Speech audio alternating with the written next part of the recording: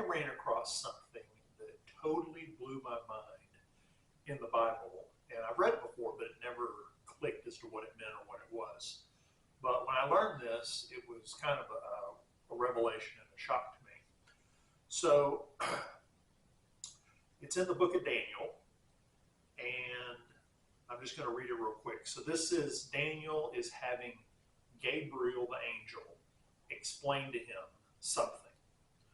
And this is what Gabriel is saying to Daniel. He says, now therefore, and understand that from the going out of the word to restore and build Jerusalem to the coming of the anointed one, a prince, there shall be 7 weeks. Then for 62 weeks it shall be built again with squares and a moat, but in a troubled time. And after the 62 weeks, an anointed one shall be cut off and shall have nothing. And the people of the prince who is to come shall destroy the city and the sanctuary. Okay, so again, that didn't make a lot of sense to me the first time I was reading it. But here's basically what Gabriel is saying to Daniel. He says, from the time that it's announced that Jerusalem is to be restored, meaning they're going to fix the walls and rebuild up the city, 7 weeks and 62 weeks will pass before the Messiah comes. So that's 69 weeks. Except they're not talking about weeks. They're talking about years. 69 times 7. So weeks of years is what they're talking about. It's very confusing. But the people in Jesus' day who read the book of Daniel would have immediately understood, oh wait, Gabriel says from the day that Jerusalem is announced that it's to be restored, it's 483 years. It's 69 times 7 years before the coming of the Messiah. Gabriel told them down to the year when the Messiah was coming. Okay? And I've always thought that the Messiah was just some unknown to the Jewish people, that they didn't know when he was going to arrive. They just knew someday he was going to. And so they missed all the signs. They didn't think it was Jesus because he wasn't a conquering Messiah. He was a suffering Messiah. By the way, the Messiah is described in the Bible as sometimes suffering and sometimes conquering. That's because he suffered the first visit, he conquers the second visit. So they were missing it because they thought the Messiah was going to show up, announce himself to be the king, and throw the Romans out. That's what the people thought. Not the people, but that's what the religious leaders thought, was Jesus would come and save them from the Romans in 27 AD. That's from the time. So basically, Ezra asked the king if he can go and restore Jerusalem, and the king says, okay.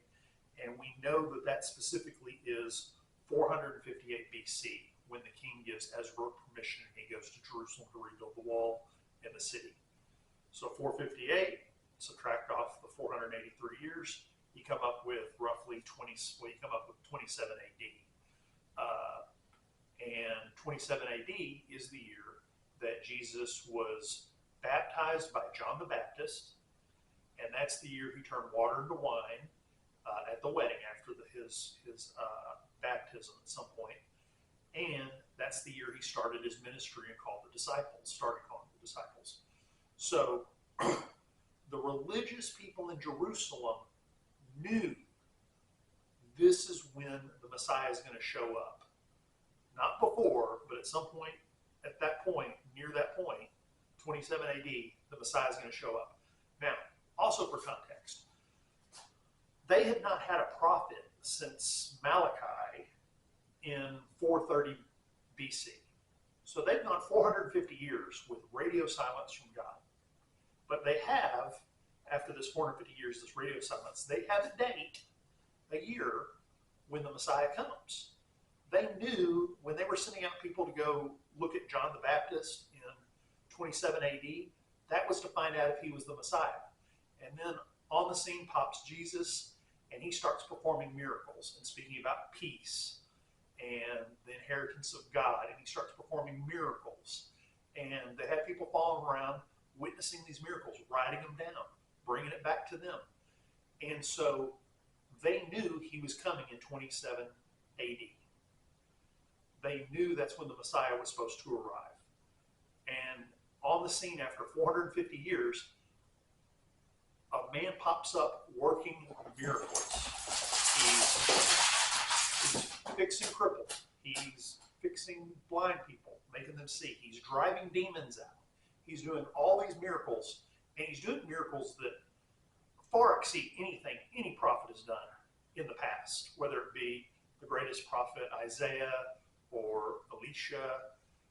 He's outperforming all the other prophets with the number of miracles he performs and with the regularity of them and with everything else. He's just performing miracles all over and doing miracles no one's ever done before, and some of the ones they've done before. And they've had no miracles for hundreds upon hundreds of years, and they still didn't believe he was the Messiah. I always thought that they just made a mistake, but this is truly mind-blowing to me that they knew when he was going to arrive, and they still nailed him to the cross. That just completely is shocking to me that they were such fools to think because he criticized them and he was a challenge to their authority that he couldn't be the Messiah when they had a hard date to expect him. And he was the only one running around doing any of this stuff. So it's not like they confused him with someone else and said, Jesus is not the Messiah, it's this other fellow. They didn't have anyone else but him. They knew when he was going to come. Again, God said that it was going to happen, but it really brings into context to me the denial of the way people think and operate. That it could be spelled out so plainly that they could see the evidence with their eyes and still convince themselves of the opposite stuff. It just blows my mind.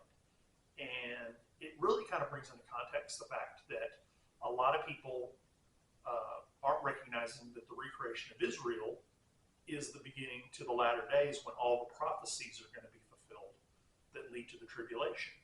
We're just like those Sadducees and Pharisees back in Jesus' day, who, because we're not having our own expectations matched, aren't realizing the obvious. Even Jesus says to them, hey, you can read the signs of the weather in the sky, but you can't see the season you're living in now and see the signs of the prophecy being answered.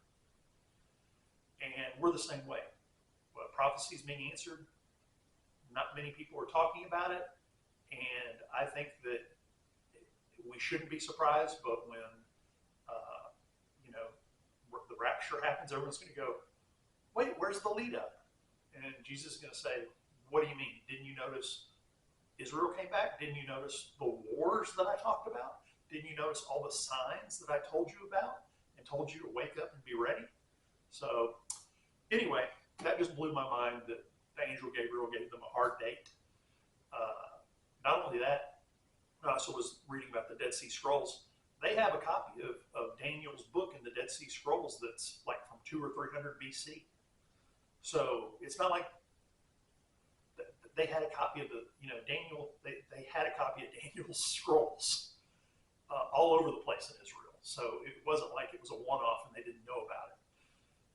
And it predated Christ, so nobody made it up after the fact. We have pre-Christ copies of Daniel's revelation and discussion with the Angel Gabriel.